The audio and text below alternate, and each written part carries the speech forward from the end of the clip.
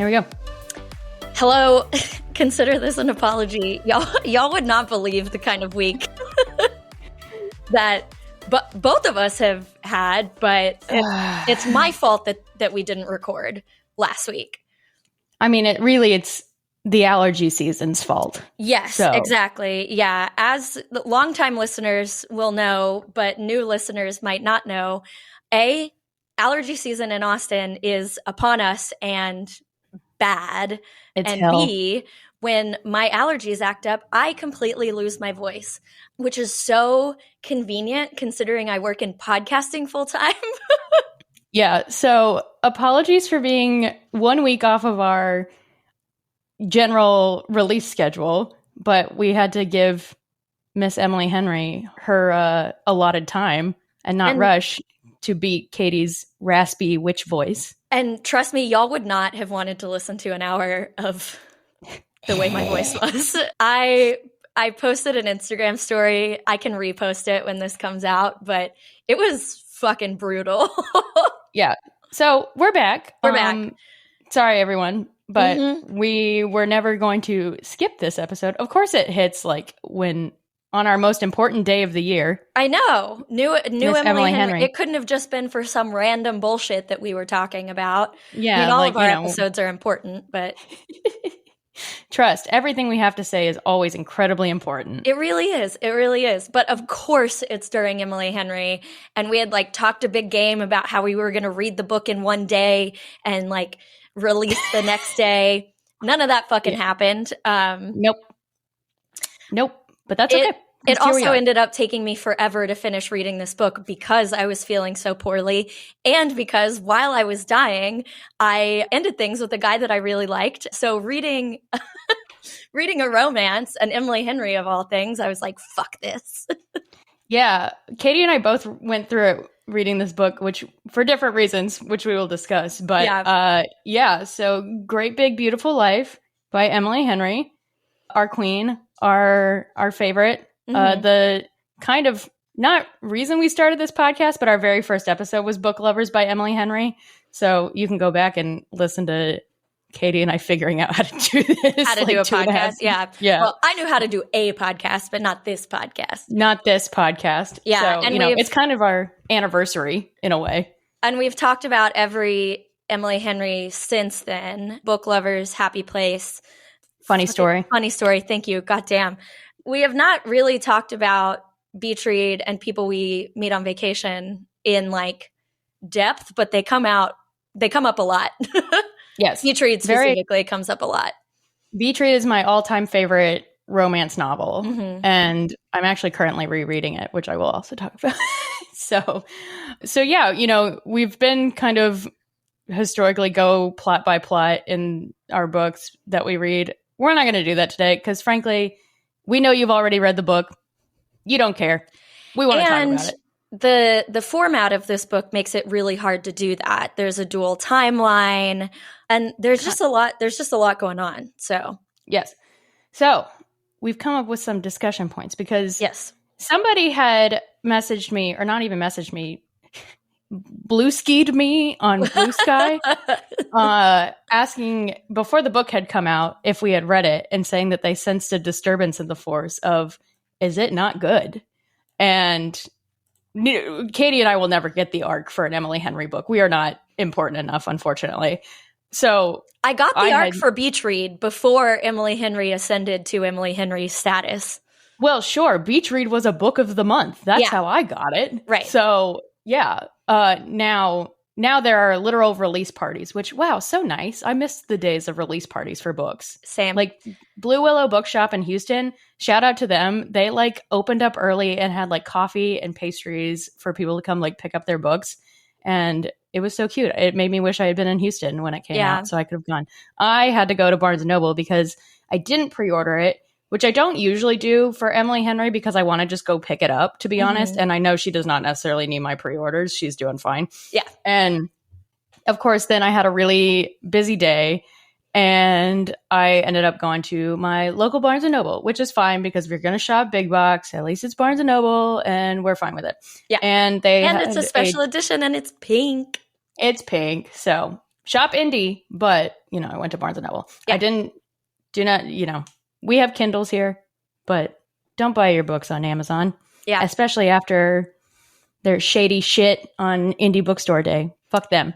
Yeah, I did end up buying this book on Kindle because my pre-order from Bookshop was not going to arrive in time. Like, love Bookshop. See? It doesn't ship quickly. But you know what I do is I save my Amazon credit card points for when I need to do something like this and buy a book on Kindle that I really don't want to give Amazon money for. And so I used my Kindle my points on it, which feels like not spending real money. So that's my workaround. It's a cheat. It's fine. Look, but man. I also bought the book from Bookshop. So the indies still get my money. They cancel it. Don't worry. We shop at plenty of indies. And also Emily Henry's doing fine at the end of the day. And I spend an obscene amount of money at indies and on Bookshop. So I think morally I'm okay. Yeah, but to that point, that's why I don't pre-order, because it's never going to get here on time. That's why I physically go and just pick it up. Right. So, right. But today, So anyway, let us talk about Great Big Beautiful Life. There have I don't know if there was a disturbance in the force, because it's not that I would say it's not good. It's still Emily Henry. But this is a controversial Emily Henry, as the Redditors have pointed out. My take on this, as I said to you via text, is this is not a romance novel. IMO. At least not in the way we are used to reading, both in general and from Emily Henry. So I think reviewing this book from a romance novel standpoint, from a reader of Emily Henry standpoint, is very different than reviewing this novel from a perspective of this is a work of either you want to call it contemporary fiction, literary fiction, whatever. That's very different to me. I do not disagree. So the way, of course, the way that this book is formatted, it's very different from any Emily Henry in terms of format, kind of in terms of plot too, where we have this dual perspective, not unlike other favorite of the pod, Mrs. Nash's Ashes. It was also giving, you have not read this book, I don't think, but it was giving Evelyn Hugo a little bit. Yes. Too. I have not read Evelyn Hugo. Sorry, everyone. But that is something that a lot of people on the Emily Henry subreddit were pointing out, where it was giving Evelyn Hugo, where we have Alice's story intertwined with, Hayden's story. And then we have Margaret Ives' story. So where does, did this dual perspective kind of work for you, Katey? I have thoughts about it. What are your thoughts? Which, by the way, Katey and I have not discussed the book at all. We're doing it here. I mean, again, I go back to what I just said. Did it work for the concept of this being a romance? Not really, because we didn't get enough time with Alice and Hayden for the romance to really blossom in the way that it should. And I think comparing this to Mrs. Nash's Ashes is great because the format is super similar, but we did still get enough time with those two characters, even with that dual timeline. I think it was a disservice to this book if the book was trying to be a romance. If the book was not trying to be a romance, I have fewer qualms about the dual timeline. I think mostly what was confusing for me is that even within so we have this dual timeline where we're getting this story sort of as the book ended up being written, it sort of seems like the book within the book ended up being written. But we were getting these vignettes in these certain chapters, but then we were also learning things about this other timeline in the kind of current day timeline too, which is where things got really confusing for me.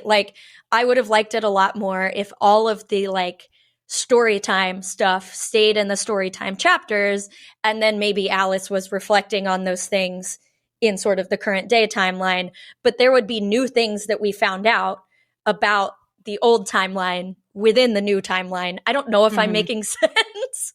No, I think I understand what you're saying. Like new plot points were revealed in the opposite part of the book where you would expect them to be revealed. Yes. So, and that's what got kind of confusing for me, because then I would be like, wait, did I miss that in the like part where we were hearing this story being told? And I would like, you know, theoretically page back in my Kindle and be like, oh no, we're just finding that out now. Like this is confusing me. Yes, I was getting confused. And I honestly think a lot of where I was getting confused is you had two competing main characters who, one is an unreliable narrator who has different goals versus Alice, who is a reliable narrator and knows Margaret is an unreliable narrator. And you're trying to balance their two main stories, their two plot points, their two goals for what this book is. Like Margaret's goal is to, you know, well, ultimately it turns out her goal is not what we thought it was, which we'll talk about the reveal. But you have her goal, which is in conflict with Alice's goal, which is to get this job and like tell the story of Margaret Ives. Margaret's story also includes a lot of characters, a lot of twists.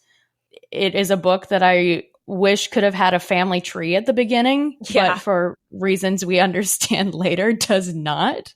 We could have nestled the family tree at the end. That would have helped me a little bit to be like, okay, got it. But wouldn't you have just flipped to the end of the book to see it? Maybe. If I knew it was there, maybe. Right. Like I honestly, you know, if I was, let's pretend I'm Emily Henry and I am living my great life in Cincinnati writing these amazing books. But, you know, something that could have really helped me as a reader is like, as we're adding in characters, having a family tree that is like growing throughout of like kind of this, you know, like when you read a good biography or autobiography and you have those little inserts of like pictures throughout, like something like that would have helped me a lot, because at the same time I was like, I do not know who these characters are really.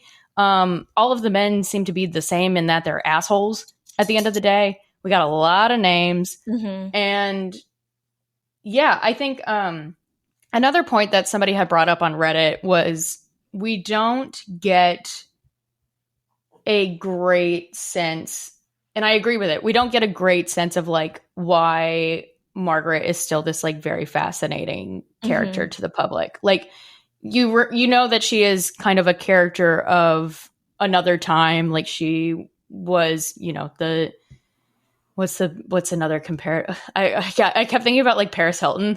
Yeah, same. Paris Hilton, or like a Lindsay Lohan type kind of character, where it's like she sort of just became this famous party girl, essentially. And we know that the fascination around her is like mostly because she just like disappeared. But is that I don't know. I guess if we're thinking about it in terms of like Paris Hilton or whatever, like if we found out Paris Hilton had just like disappeared or whatever, like people would feel this way. I think that's not a bad point. Yeah, like I think that might be enough. Like we would all be like, what happened? Where the to fuck her? is Paris Hilton? Yeah. You know, to be fair. So at the end, what is revealed as Margaret's actual motivation is not finally telling her story and trying to, you know, make Hayden and Alice compete for the rights of writing her book. What turns out to actually being her motivation is that she had a secret baby. And which, like, I called that the second that she was talking about how she disappeared for 2 years or whatever. I was like, she alluded to this earlier. Like, I'm stupid. I didn't catch it. She had a secret baby, and Hayden is her secret grandson. Yep. So that was the whole motivation of this. Alice just kind of happened to show up because, as Alice, you know, says in the book, she found Margaret through her own journalistic sleuthing, which, like, good for Alice. Alice, good journalist. Yep. We finally got a good journalist. I know. One who seems to, like, actually follow ethics. Hayden too. They're both seem to be very good journalists. That was one of the. I was really bad about taking notes while reading this book because I was on allergy meds the entire time. Katie's hopped up on Sudafed. Dude, Abigail got to see me on Sudafed over the weekend. I was like, man, Austin was like, they still put a little bit of meth in there. And I was like, yeah, man. Yeah, they sure do, baby. They sure do. Let's fucking go. But one of the only notes that I took was, is Alice actually a good journalist? Oh my God. She is. And we talk a lot about, as journalists ourselves, we've met some really terrible journalists in these books. Yeah. Where, look, authors, if you're going to write about a journalist, please spend some time with some actual journalists. I'm begging you, because my God, we've met some real unethical people in these books. Yeah. But, so thank you to Emily for giving us like a great representation of journalists, of biographers, of like long form nonfiction writers everywhere. Thank you. Yeah, no, Hayden and Alice are both very good at their jobs for, different reasons and for similar reasons. So I need to say for the record that if I ever had to sign like an NDA like this, and then I was working this closely with the person, I don't know if I could do it. I don't know if I'm a blabber. I can't sign an NDA in general. Well, yeah. Well, I mean, yeah. But like, we be yapping. Yeah. To each other. Mostly to each other. Right. But like, I was picturing this like, if it were you and me doing this, which we would never compete for the same job. What a great way to end a friendship. Truly. Rough. Ow. Yeah. If we were both going for the same job, one of us would step down. Like we would have a conversation about it and one of us would step away. But like, picturing us in this scenario, like no fucking way would we not talk about it to each other. Like that NDA would be violated so fucking fast. Do not make me ever sign an NDA. Nope. I have never kept a secret. I've learned, especially there are some things I am very good at keeping secrets about. I am very good at squirreling away a little information, and then, and this makes me sound really nefarious, but like, I love someone telling me plotting and scheming. I'm good at plotting and scheming. Okay, it's not plotting and scheming, but it is like, I love it when somebody tells me something and I'm like, I already knew that. And they're like, how did you know? And I'm like, not going to tell you, not revealing my sources. Yeah, I'm good at keeping a secret if it's like something that isn't harmful to someone I love. If it's harmful to someone I love, I'm going to fucking tell them. I don't care. And I'm good at keeping a secret if it's something that I know will be revealed at some point. Like journalism industry drama. There was an example of that recently where you and I knew something that wasn't public yet, and then it became public. Yes. Also, to be fair, I do have an outlet for all of these things in that I tell you all of them, and then I get to sit on them as secrets. Exactly. So yeah, because you know that like if you tell me not to tell anybody, I'm not going to, because you are the person that I tell things to. Yeah. Which also other people do also know this, unfortunately. Not unfortunately. It means they know what they get going into it. Yeah. Yeah. It's sort of like the rule of like, if you tell me something, I'm going to tell like my spouse or partner. Like if you tell me something, I'm going to tell Abigail. Like, yep. I just am. Katie and I, if either of us ever like commit a crime, like, I don't know, we'd kind of have to like marry each other so we have spousal privileges. Honestly, I think we would. I honestly think so. So anyway, we got don't give us an NDA. We could not be Alice or Hayden in this situation. Yeah, and don't tell us something you don't want both of us to know. Eventually. Nope. Like sometimes we'll sit on something a little bit, or sometimes there will be something that like happens in my personal life that I'm like, I need to process this on my own before I tell Abigail and Austin about it. That happened yesterday, but I sat on that for 3 days before I told you. So doesn't take long. Yeah. So speaking of ethics, let's talk about Margaret. Yeah. Who pissed me the fuck off. Yeah. Who I did kind of think was nefarious by the end of it. Yeah. She just needs help. She just needs therapy. She is not okay. She needs to heal and not put her burdens on these two young, unsuspecting people. Yes. So one of whom is her family member. Right. So it comes out that Jody, this is where I also started getting really confused. Jody is her niece. The town, Cecil, who we love as a side character, who we all hope to be in our old age, just plotting around a beach town, having a bar called the Fishbowl. Dream. I felt like I was looking at Austin, my husband, in 50 years. One of the other few notes I took was that the Fishbowl is giving Sharky's, which is a shitty beach bar we went to last summer. An excellent place. An excellent place. There's a hammerhead shark hanging from the ceiling. It did seem like the Fishbowl actually had like decent food and drinks, though. That's true. Sharky's, they gave us gummy sharks in our Dos Equis, which was excellent and terrible. I mean, we did sort of ask for them, but yeah. I highly recommend and don't recommend at the same time. Yeah. So, regardless. So we've got Jody, who is Margaret's niece / like assistant. We've got Cecil, who is Jody's dad. We've got... I'm proving that we're recording by taking an Instagram story. Very nice to everybody. Okay. We've got a very complicated family tree in that Margaret, at the death of her husband, was pregnant and went into hiding for 2 years, had this baby who turns out to be Hayden's mother, Nicolette. Yep. So ethics here say poor Alice, who had no idea what was going on, and at the end is like, so there was never any job. And she's like, I don't know if there was a job, but like, no. Yeah. I just want, and he hates me. So yeah. Don't do that to people.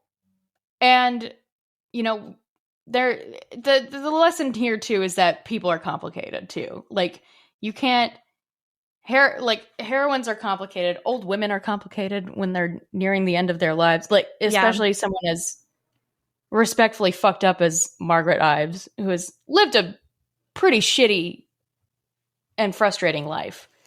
So yeah, I mean, yeah, she's had a tough go of it. So like, I'm not, you know, I have empathy for her in that regard, but I don't know, man. Yeah. So, you know, as we've discussed, this works very well as like a lit novel in a lot of ways, but the romance between Alice and Hayden, which for me a lot of times felt like a C plot.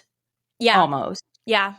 And so what did you think of their chemistry, perhaps?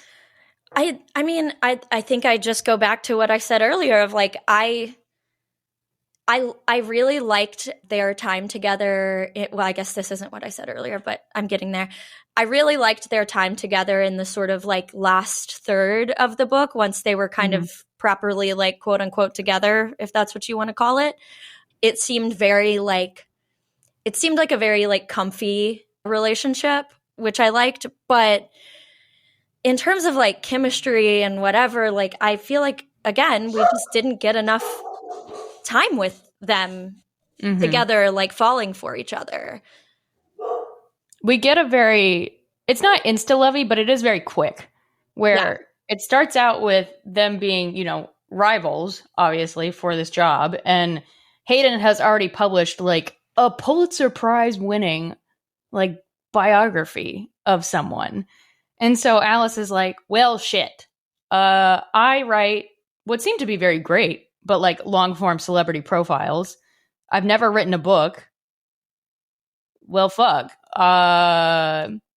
You know, so it's like, it was kind of surprising to me how quickly they're kind of drawn to each other. But also, you do have the common experience of, we are both talking to this kooky lady who has made us sign NDAs, even if we can't talk about the fact that we are dealing with this kooky lady who made us sign NDAs.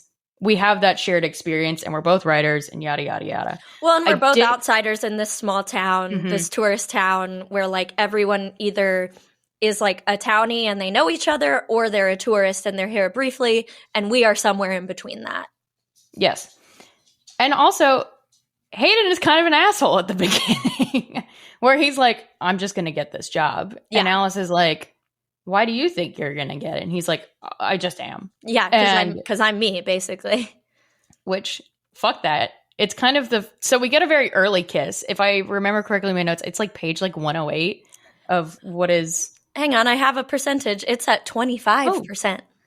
Early! Okay, so 50% of 50% if you want to like couch it that way. So. Well, and then it's exactly at 50% when they're on the beach and they fool around for the first time. They have that little hot, saucy moment on the beach, which like, dear God, people who make media, I'm going to go on a soapbox. People who make media, stop romanticizing fucking on the beach. Have you ever fucked on the beach? No, but I've like been on a beach. But I've been on a beach. And I can imagine, like, even just being on a beach for like 20 minutes, you've got sand all the fuck over you. Oh, yeah. You know what I hate? Sand. Yeah. My least favorite sensation in the world is getting in the car after being at the beach. Yeah. I have hated it since I was a child. Yeah. And it makes me angry. Yeah. So like, why are we fucking on the beach? Are they even on a blanket? I don't know. I don't remember. I don't think they even are. on a blanket, the sand gets on top of the blanket. Everyone knows how beaches work. Yeah. Also, in Say You'll Remember Me, they fool around on the beach too. I know. Like, have a little make out on the beach. Yeah, fine. Whatever. You're still going to be exchanging sand in your mouth, but fucking okay. But like, sure. Stop putting fooling around beach sex scenes in books and movies. That's my soapbox.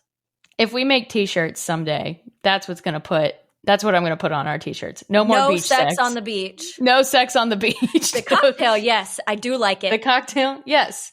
Actually, I don't think I've ever had one, but it sounds great. It's like a little beachy cocktail. You would love it. Bro, I love it. I mean, neither of us have really ever met a cocktail that we didn't like. Unfortunately, you are so correct. Especially if it's pink. Yes. So which a sex on the beach is. So and if it's like a beach drink, tiki drink, beach drink, I'm in. There is nothing more I love in this life than being in a pool having a silly little cocktail. Yeah. At the end of the day. Yeah. Which, God, we are so close here in Austin, Texas to hitting that. And then in a month, I'm going to be really angry. So warning to the listeners, we're going to be hot and angry. Temperature-wise? No, in a month, babe, we'll be in Europe. Oh, you're so right. Never mind. Never mind. Anyway, in a month and a half, I'm going to be hot and angry. There you go. So, okay. Yeah, no more sex on the beach. To be fair to them, there is no P&V sex on the beach because they are not having sex, which is, I am impressed by their self-control in this book. Yeah. And the buildup was good. For the math heads, 86% is when they have sex. Oh, okay. That's pretty good. So actually, no. Yeah. 25% first kiss, 50% first, like, fooling around, more than kiss, heavy make out, heavy petting.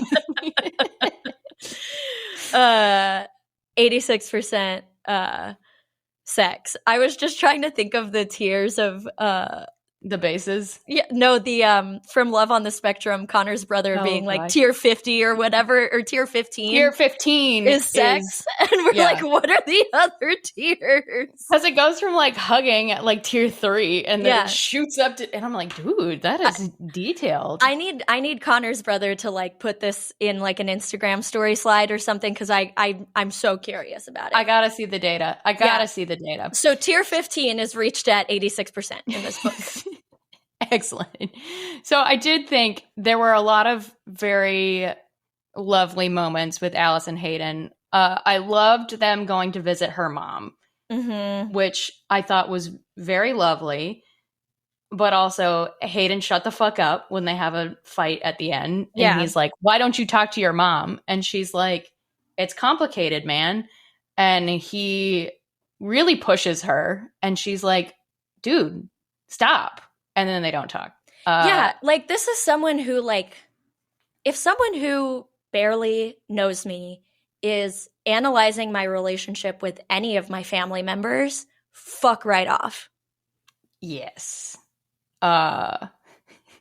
Unfortunately, perhaps this was a part that we could relate to a little bit. Yes. Where when you have a convoluted relationship with a family member, it is hard for people to understand from the outside, especially when it is like a close family member.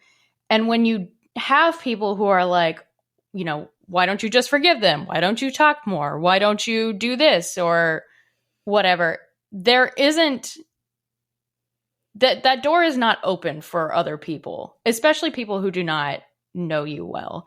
And when people kind of walk through that door, especially without the experience that, you know, without the similar experience of having a relationship like that with a family member. And like Hayden talks about the complicated relationship he has with his family, but it's a different kind of complicated. Right. And there's not that door is not open for people, especially people who have known you for 2 weeks and have met your mom for the very first time. Right. Like for comparison, even like you and I generally don't try to give each other like advice in this department with our like respective like complicated relationships with family members. Like we have done that before, but it's something that we're, at least I am, like deliberately pretty careful around because I never want it, because even though I understand to some extent, I don't understand, right? And so it's like we both handled that part really carefully, and we are, you know, as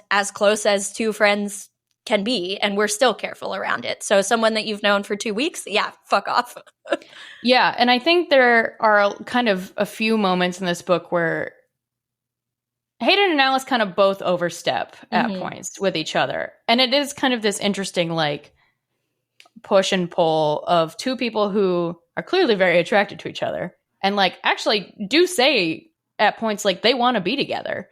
And they both have moments of like, you're pushing too much. Like you got to back off. And I think that is different in, you know, in terms of other Emily Henry books.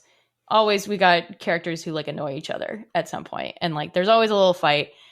This conflict at the end of the book is partially because they've like pushed each other to the edge, but also in a very in a way incredibly unrealistic and incredibly realistic, because how do you be with somebody you have signed an NDA that you cannot reveal that you know who his grandmother is? Right. So, and that's at like, okay, it all happens very quickly at the end. So yeah, that is one of the, I think I might have seen this in one of the Reddit threads, but that's also kind of one of my, even saying gripe is too far, but something that I wish was maybe a little different about this book was that it all comes together so quickly at the end. And I wish, wish we could have gotten, like, I was just like, wait, lots happen, lots is going on. So yeah, I mean, Emily Henry really puts Alice in an impossible position here because,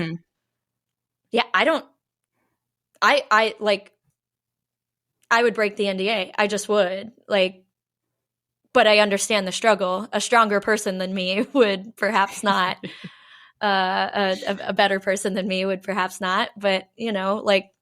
I'm not a millionaire. So, nor, again, should anyone ever give me an NDA. I don't know. This NDA has to be very, very specific. Yeah. And also, there better be a good reason I'm signing it. Right. So. I don't really know. But yeah, Alice is in a very impossible position. And I'm trying to think of kind of so this is the slowest we've ever read in Emily Henry. Yes, and I don't know. It's really hard to say how much of it was due to the things that were going on in our real lives outside of the book and how much of it was due to the book. Mm-hmm. Because I know that when I'm sick, I have a hard time reading just in general. Like, I generally just want to like watch TV and veg. I have a hard time concentrating on stuff.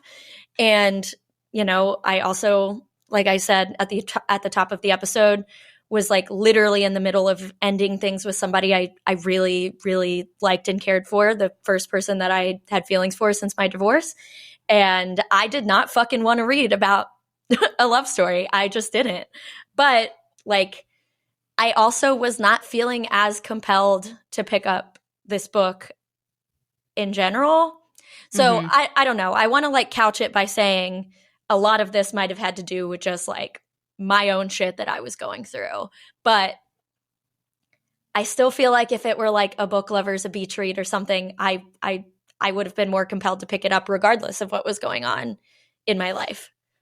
Yeah, I had a hard time with this one because part of it is about a career disappointment. And I just had one where I'm fine. I will get over it. But, you know, it was a little hit to my confidence and probably will be for a few more weeks. And then, you know, then I'll feel better about it. And I already feel better about it. But yeah, whatever.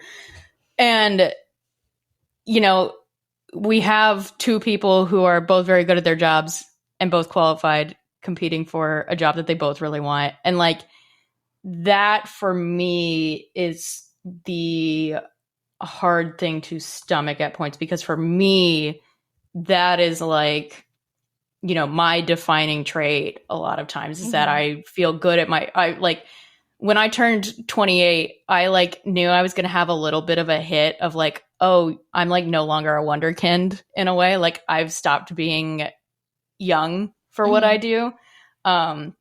Which like, yeah, like it has been a little bit of a weird, like, okay, who am I now? Now that I'm not, you know, now that I'm not this kind of person that people see. And so, you know, we have Alice who's trying to prove herself to her mom, prove herself to herself too, that she can do this.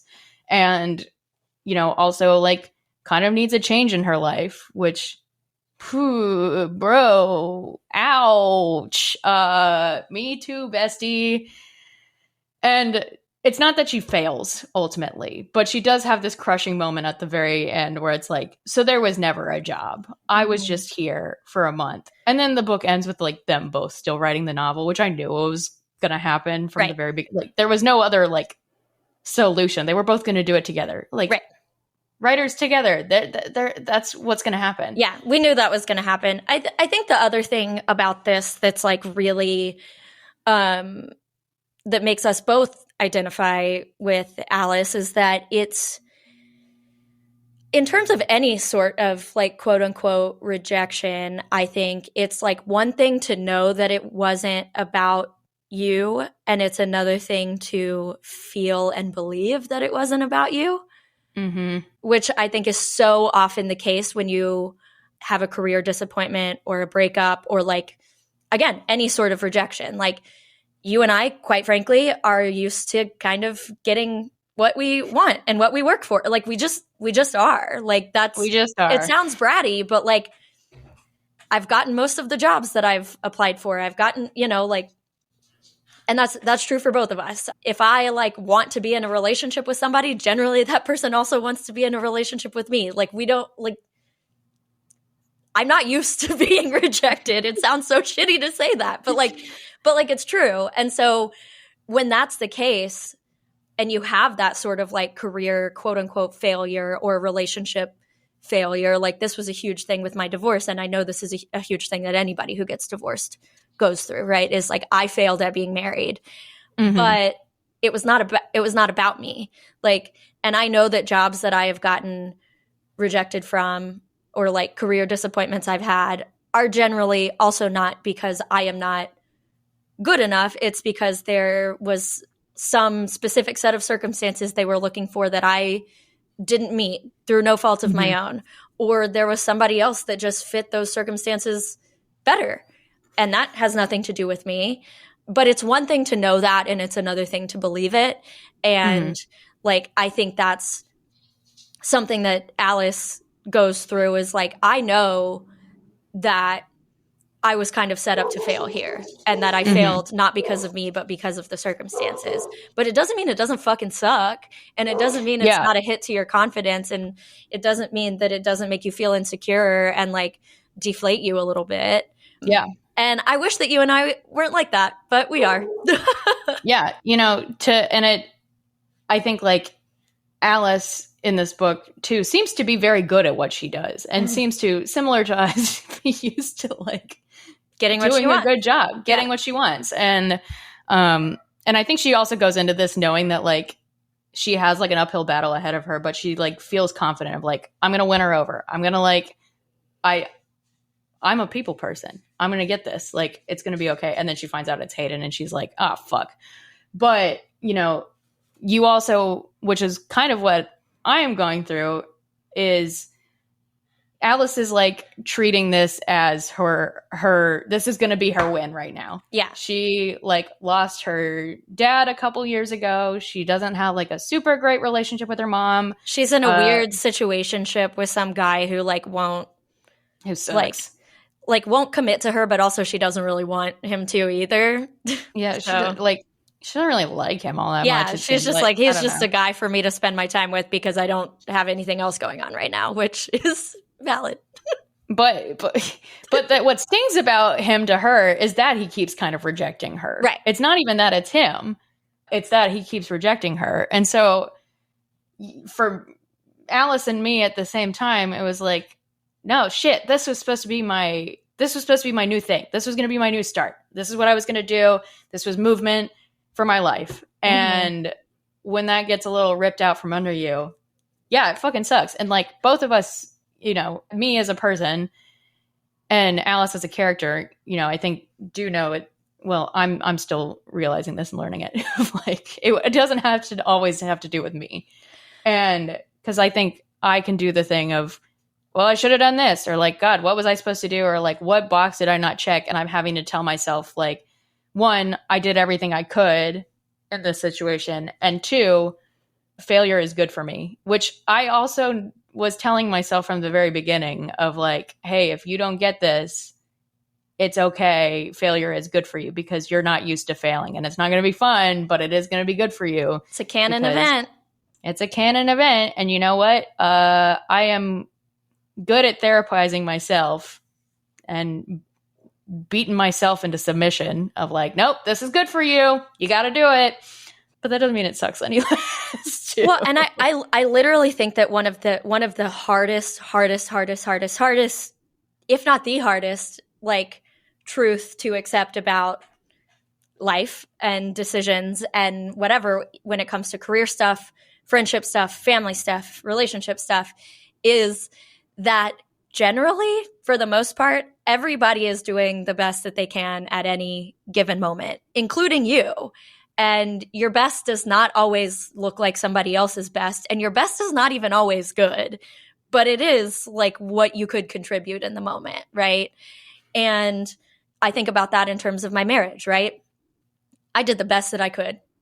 Could I look back and be like, there are things I could have done differently to make that relationship last, or differently to end that relationship earlier than I did to avoid pain and heartbreak on both mine and my ex's part?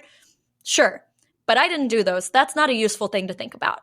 I did the best that I could at the time, and I made the decisions that I felt were right at the time, and I can't be upset about that. That's not a failure. Like, just because it didn't turn out the way I didn't think it was going to doesn't mean I wasn't giving it my best effort in any given moment. And I think that's true of your situation. And it is like an almost impossible thing to like actually absorb and know as truth. Like I have to consistently, like I say that to myself almost every day, like in my stupid little Finch app, in our bird app, like when it tells, like one of the prompts that it gives me sometimes is like, what's a quality about yourself that you can like appreciate more or something like that. Like 9 times out of 10, that's what I'm writing in my little reflection thing on the app, or what I'm telling myself in my head, which is that like, I am doing my best and so is everybody else. And that best might be pretty fucking bad sometimes, but it's still all I could do in the moment.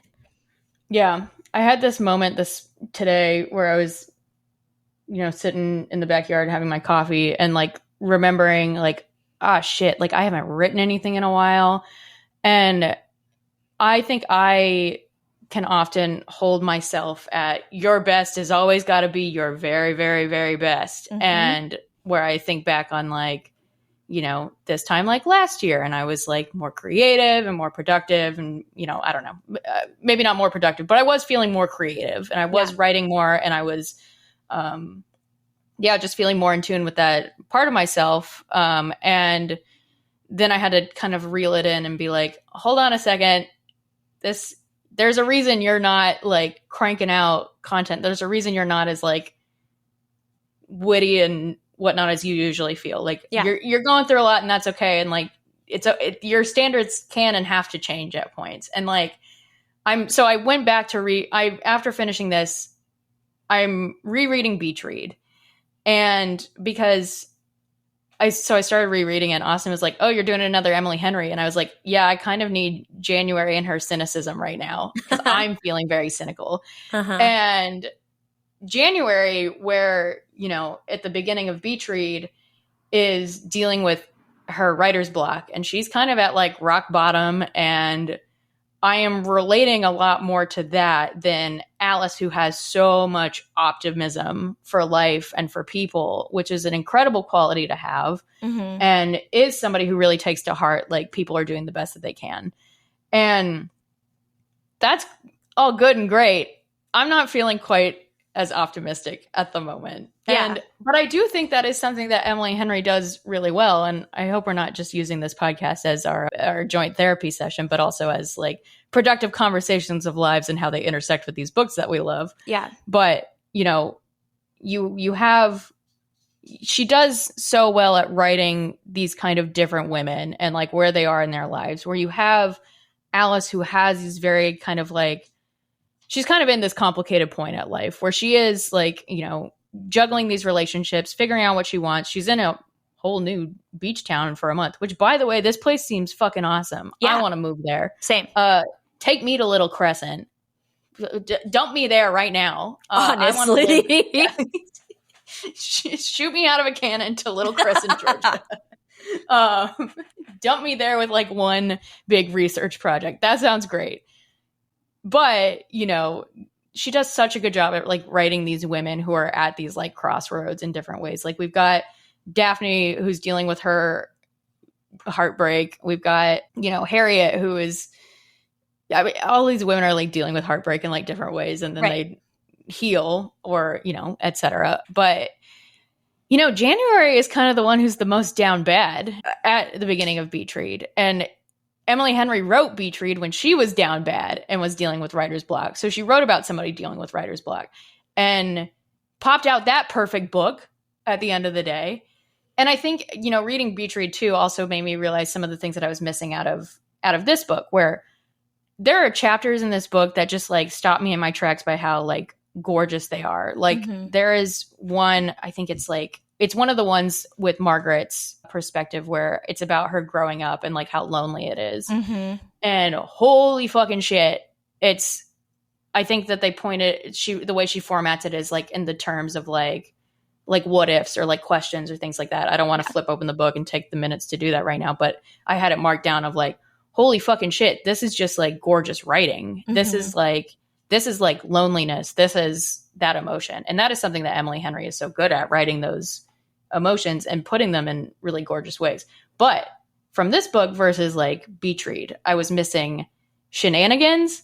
I was missing cynicism, which is kind of what I need right now. Not everyone needs that all the time, but I'm talking about personally. And, the way that Gus and January talk to each other in Beach Read is that they're coming at it like equals. They're both kind of very cynical people. They're both dealing with the same thing.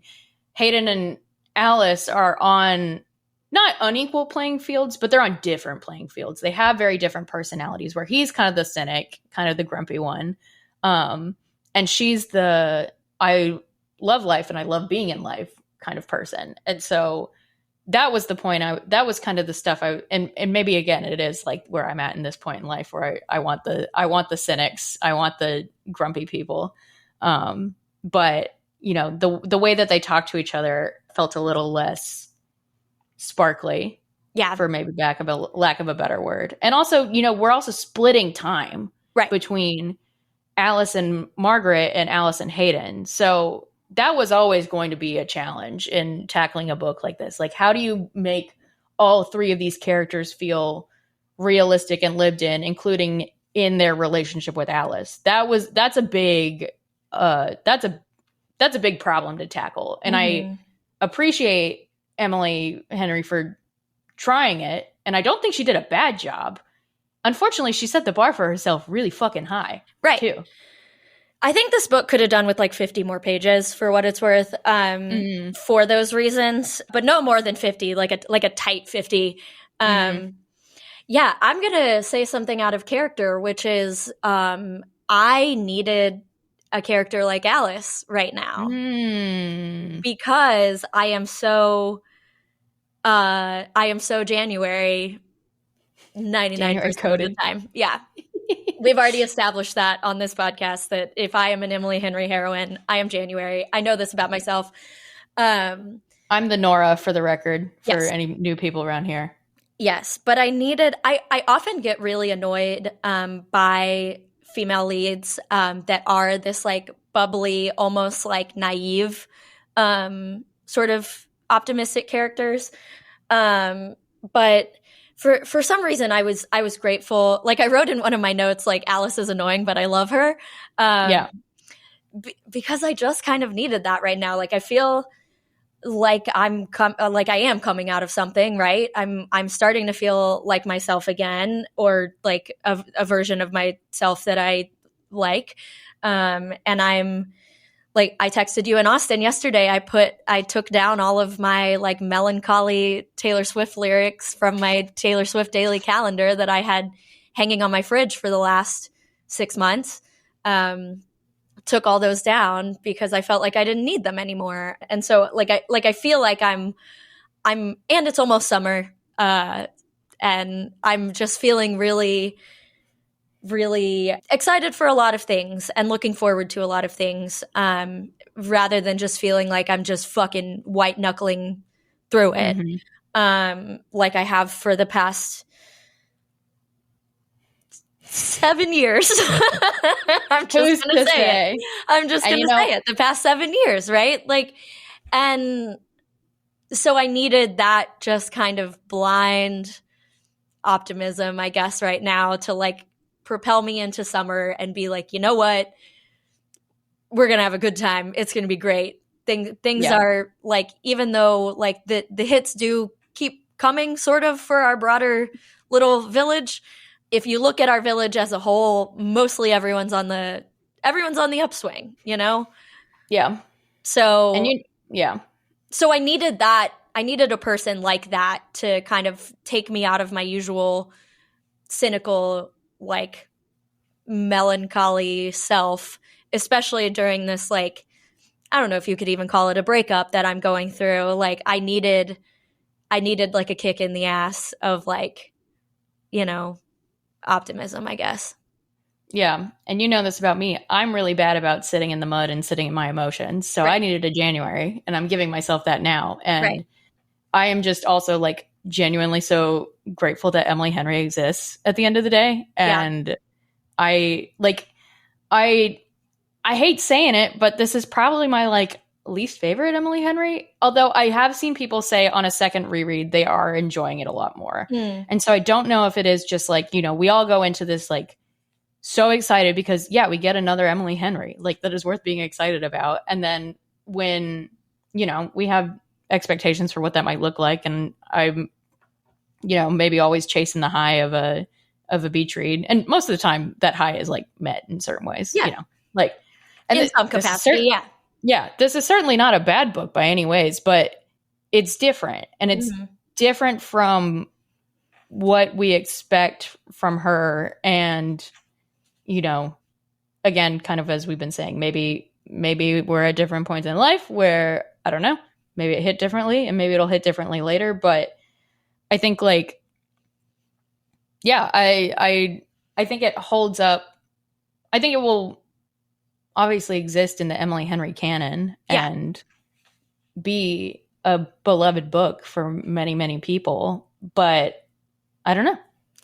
It's hard for me to even like put it in our like kind of Emily Henry book ranking, because to me it does seem to sort of exist in another category. It feels unfair to judge it against the other Emily Henrys, because it does almost feel like a different genre. Like a comparison is like, I love John Green. He has multiple YA books and now he has 2 nonfiction books. I am not going to rank those evenly. I love Looking for Alaska and I love The Anthropocene Reviewed. They are not comparable in any capacity. And given those are like notably different genres, whereas this is a little more muddied, but I kind of refuse to rank it in the way that we've ranked Emily Henry's before.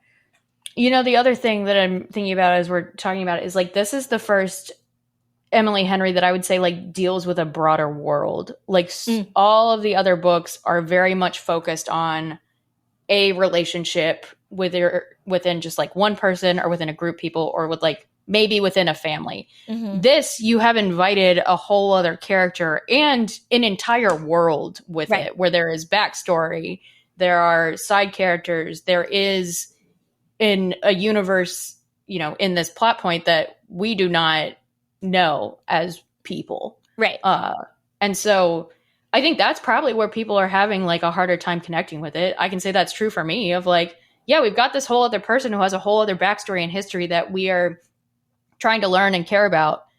And I'm used to caring about January and Gus. I'm used to caring about Daphne and Miles. I'm used to caring about Harriet and Wynn and their friends, but like that you've created a much bigger world here. And in that you've taken some of the intimacy that came from those much smaller worlds and much more intimate problems, honestly, too. Like these are big problems that they're tackling. I think that's a great point. There are so many people that we are supposed to care about in this book that it's just like mathematically very hard to care about all of them. Yeah. And I care about Allison Hayden. Yeah. I do. Care about Margaret. Margaret made me mad, but I do care about her. Right. Again, I think I understood why she made me mad. She needs more therapy for sure. But I care what happened to all of them, but it wasn't that same like intimate, I know this person the way I felt with like January and Nora and Daphne and Poppy and Harriet. So there's just more of a barrier at the end of the day. And maybe that is like, we have to approach this book much differently than we did any other Emily Henry. So yeah, I am interested to reread it. The longtime listeners know that I love to do a second, not reread, but a listen, because Julia Whalen narrates all of Emily Henry's books.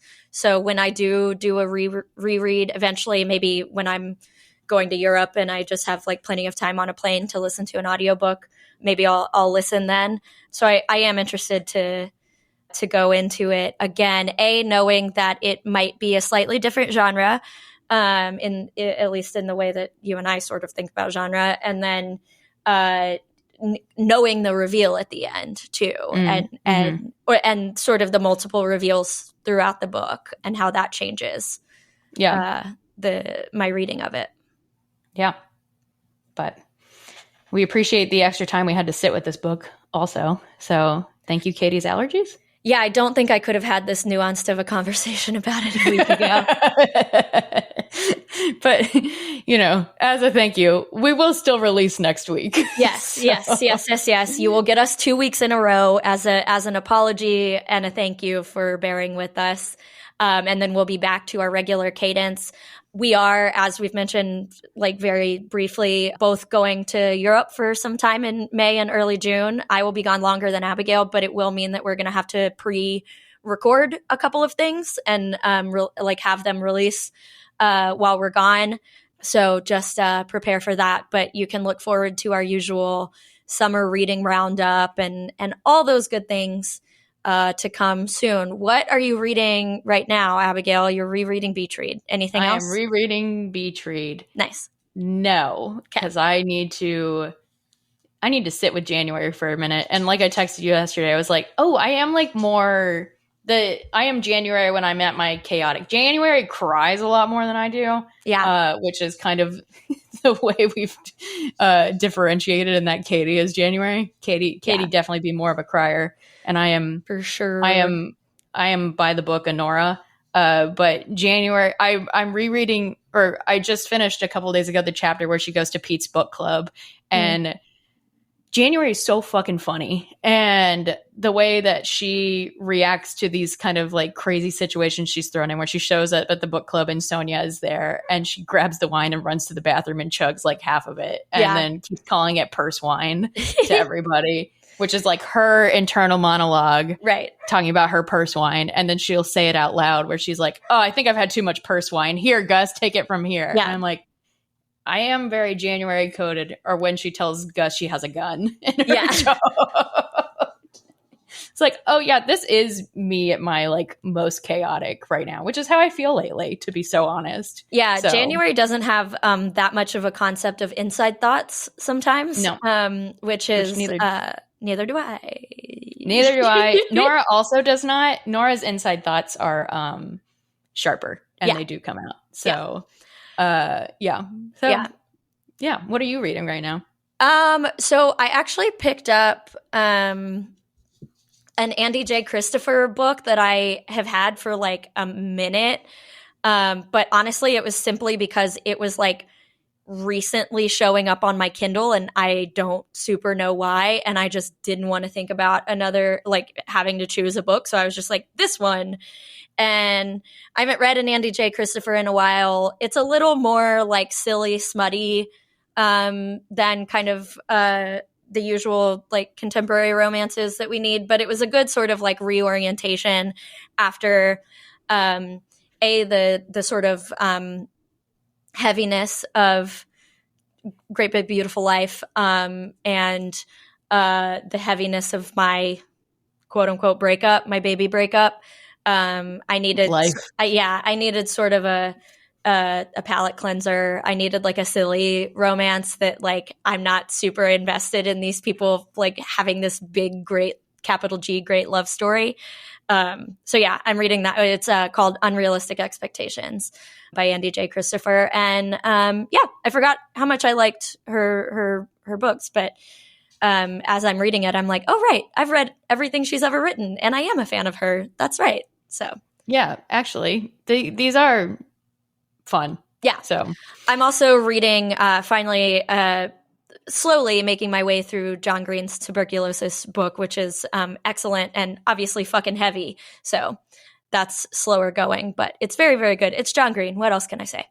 What else are you going to say? Yeah. So for our next book, we have been talking about 831 stories and that we are interested in what they're doing. Mm-hmm. And we're going to finally read one. And also it's short, so it helps us in this. We're going to have to so we can read it in the next week. Yeah. Yeah. So we're going to do, we own 2 of them, but we should do Big Fan because it is their first release. Yes. And we were talking on the pod not long ago about kind of their concept, and we'll talk more about it, in the actual episode. But I love the idea of people just being able to like read words and not having to think about it so much. I love a short little novel. Yeah. I really do. Yeah. So we're going to read Big Fan, which is by, I am looking at it right now on the website, scrolling down, Alexandra Romanoff, Big Fan. So we're going to read that for next week. And then we will probably do our summer roundup because we'll be in Europe. Yep. So I will read my copy this weekend and pass it to you, Bab. Excellent. Sounds great. All right. Well, see y'all next time. Sorry again. Happily Emily Henry release. Thank you all for being here for this momentous therapy session and momentous occasion and book review. Yep. Bye.